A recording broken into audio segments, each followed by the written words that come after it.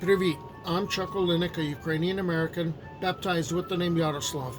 That's real convenient because that's the name that I use in the Society for Creative Anachronism, where I'm known as Yaroslav the Persistent, but usually everybody calls me Yari.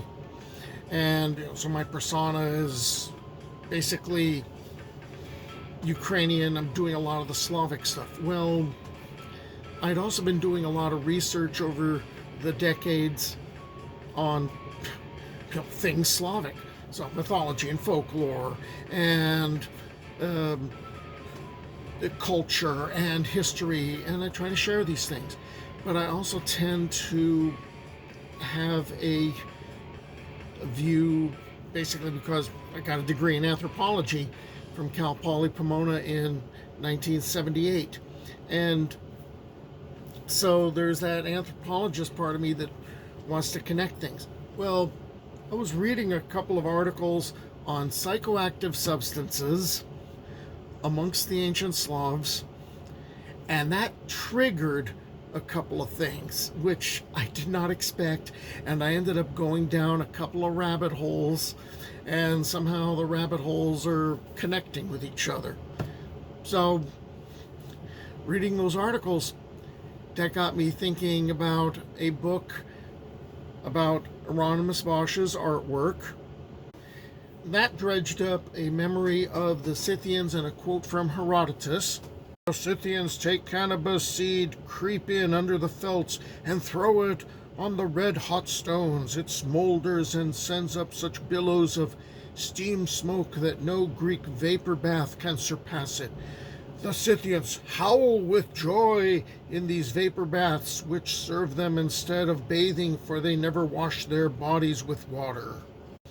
Okay, so this video is about the use of psychoactive substances amongst the ancient Slavs and medieval Slavs, even though I mentioned the Scythians. Oh, and by the way, we're also going to take a detour to Southern California to talk about the use of one of these substances amongst the Chumash, because I got my degree in anthropology, and my advisor happened to be the big-time expert on the Chumash. So the use of these plants, which grew wild, was very discreet. It's deeply rooted in folk medicine and sorcery, and really strictly controlled through rituals. Okay, so who's using this stuff? Well, before Christianity, there would be a vocative or a magical practitioner that was a part of the village life. And even after Christianity, still pretty much a figure in the village. Both the practitioner of magic and the priest, they'd be consulted on all sorts of matters, life, death, usual stuff, marriage, birth, so while the priest prayed, let's call him a sorcerer, could divine. And oh, by the way, I'm not being gender specific there, okay? So got to clear that up right away, and I'll come back to that. And okay, while there was a belief in nature spirits that was very prevalent, it took the power of a magic practitioner to advise on how to appease angry spirits or seek signs of like ill fortune or fair. And maybe this is actually the spot in the video where I should talk about who's using the magic, because the use of any of these psychoactive substances could certainly be a part of magic, or koldovstvo, craft of the wise, whether that's for divination or whether for healing. There's a bunch of terms. Choose your favorite. Collectively, they could be called kolduni. A man who practices koldovstvo is a koldun or a vidmak. A woman would be a koldunya or a vidma. And some people would use the word witch. In addition, the peasant frequently used the euphemistic people with knowledge, znaющие люди, to designate sorcerers, witches, and others believed to possess supernatural powers.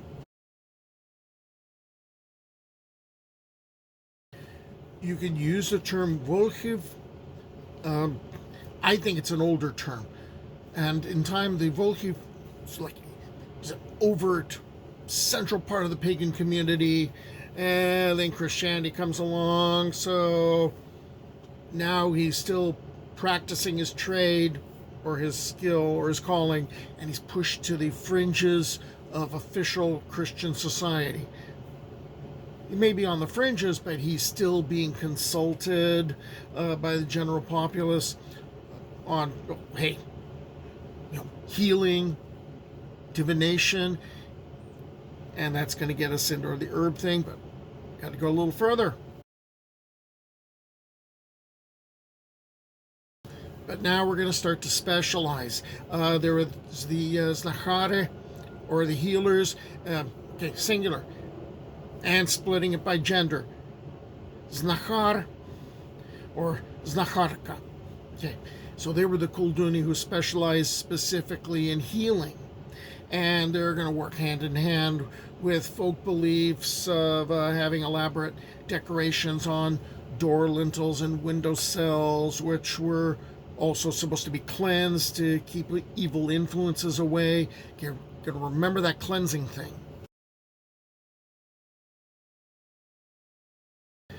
Hemp was one of the most important plants for the Slavs.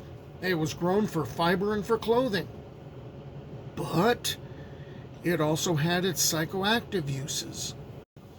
Okay, so we already talked about Herodotus writing about the Scythians, who were genetically and culturally close to the early Slavs, and they're building the felt tents and heating up rocks until they're really super hot and throwing cannabis seeds on there and inhaling the smoke or letting that cleanse their bodies. Okay, the Slavs had their own ideas of how to use cannabis. A lot of it's like burning sage to cleanse a house, or chase away the bad stuff. Well, there's customs of fumigating the house or a sick person with hemp to drive away evil spirits. And essentially it becomes a team effort of inhaling. So picture the Volkhiv coming to the house. I decided that I needed a smiling Volkhiv for this image, since he's going to be burning cannabis. And here he comes to the house. He's going to burn this like people would burn sage to cleanse the house and make the bad things go away. So you have everyone in the house breathing in as the cannabis is being burned. And oddly enough, people are going to feel better. All right. And there's a whole bunch of bad images I have in my head of, the Volkhiv's coming to the house. Yay! But no, I've got to try to take this seriously, too. It's just that I went to college in the 70s, so it shows sometimes. Okay, here are some of the other primary plants that are used as keys to the other world. Because remember, part of the thing is, part of the practice is about divination. Common names for datura vary from region to region, and they could be thorn apple, moonflower, hell's bells, devil's trumpet, devil's weed, Jamestown weed, stink weed, loco weed, prickly burr, false castor oil plant, and devil's cucumber. Datura grows like a common weed, but its seeds and leaves are extremely potent. It was native to Central America, but spread widely to the Old World, and today it grows wild in all of the world's warm and temperate regions. It's really super toxic. The Royal Horticultural Society has advised worried gardeners that if you see it, you dig it up or you have it otherwise removed, and you wear gloves while you handle it. Okay, so Datura shows up late to the party in the New World, but somehow is thought of as a traditional substance. Yeah, you know, basically, in my opinion, a number of people tried it. Some dropped dead, some got really messed up, and some managed to come back. So it ended up getting used in initiation rites or for communicating with ancestral spirits. So I got my degree in anthropology from Cal Poly Pomona. My advisor, and my professor, he was a big time expert on the Chumash, all right, and their mythology. And so he was lecturing at one point, and he mentioned the use of datura, and he stops the lecture, and he looks very, very sternly at several of us in the class, and he said, "Don't even think about this." But the Chumash were taking it, not that we would, but the Chumash were taking it, and not all of them came back. Some of them died, and some of them had to be taken care of for the rest of their lives. Okay, we got it. We're not touching that stuff. But it was kind of an interesting flashback on that. It's like completely different culture using this particular substance. Interestingly enough, in the Balkans, it got turned into a folk belief as far as using datura in love magic. Very, very, very, very, very small doses to intoxicate someone or infatuate someone. More likely as not, they're just completely disconnected from reality.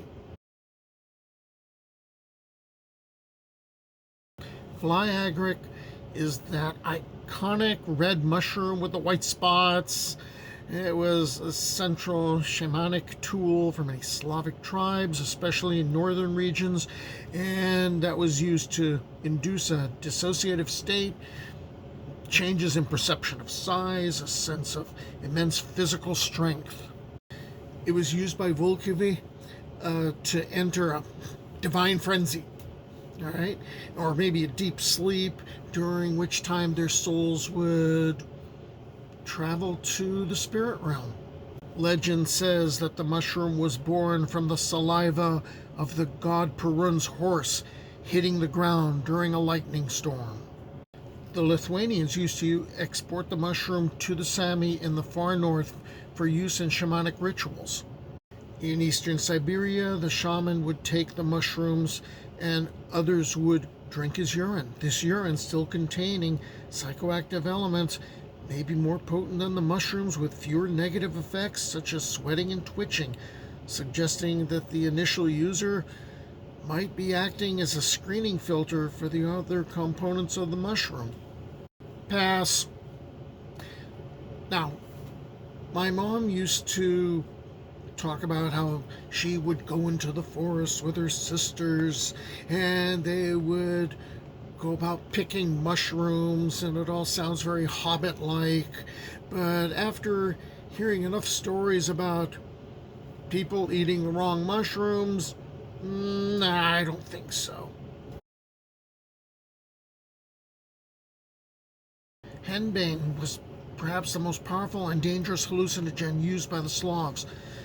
Been documented as being used by priestesses of Apollo. And it was already being demonized as early as the late Middle Ages, when it became inseparably associated with witchcraft and malefic practices. Historically, henbane was used in combination with other plants, such as mandrake, deadly nightshade, I guess later on datura, and for basically its psychoactive properties in magic brews.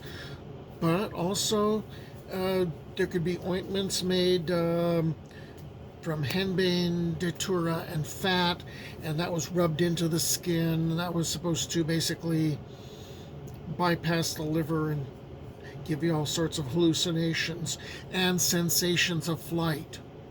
Henbane was one of the ingredients in gruit, traditionally used in beers as a flavoring, but it fell out of usage for beer when it was replaced by hops in the 11th through 16th centuries.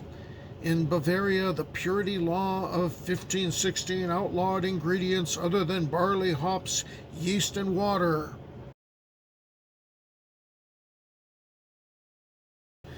Amongst the Slavs, wormwood was a sacred plant for protection. Of course, in high concentrations, it would mess up the nervous system. It was used to make bitter potions intended to purify the body before contacting deities. Now, I had heard this before, that if an area of water was believed to be infected or infested with rusalki, that scattering wormwood on the water would repel them. Apparently, it was also good for chasing off werewolves.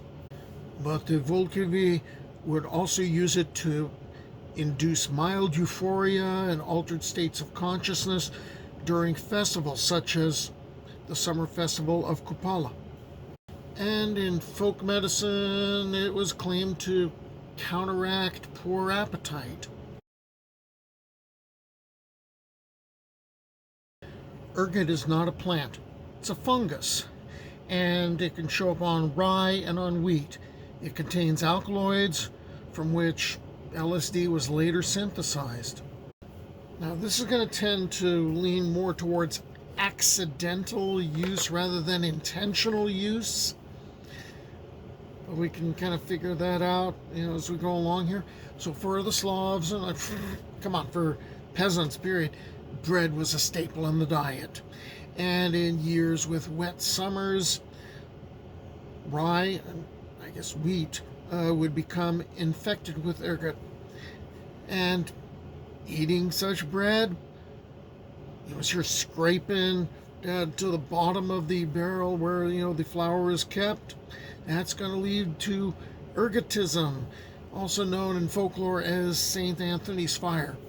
And that included mass hallucinations and convulsions, sensation that the skin is burning, and some historians believe that certain periods of religious madness or mass sightings of miracles were caused by eating the tainted grain. The Hospital Brothers of St. Anthony, an order of monks established in 1095, specialized in treating ergotism victims with balms containing tranquilizing and circulation-stimulating plant extracts. So for years, I had this idea in my head about Hieronymus Bosch, the artist. And I remembered taking my students to the Getty, and I scored a couple of books, and one of them was a collection of Bosch paintings. And we were on the bus going back, and my students immediately disobeyed the bus driver's instructions. A bunch of them got up and they were looking over my shoulder as I opened the book, and I'm slowly turning the pages, and I would hear these gasps as they're looking at Bosch's work, and a lot of very quiet F-bombs. And as I continued to turn the pages, one of the kids just is in shock and just says something very quietly. Oh, mister, he's effed up. Oh, you think? And I used to explain it away as well. Come on, he lived through religious wars, he lived through the plague. I knew about ergotism and assumed he was a victim. I figured, you think that might have inspired his work?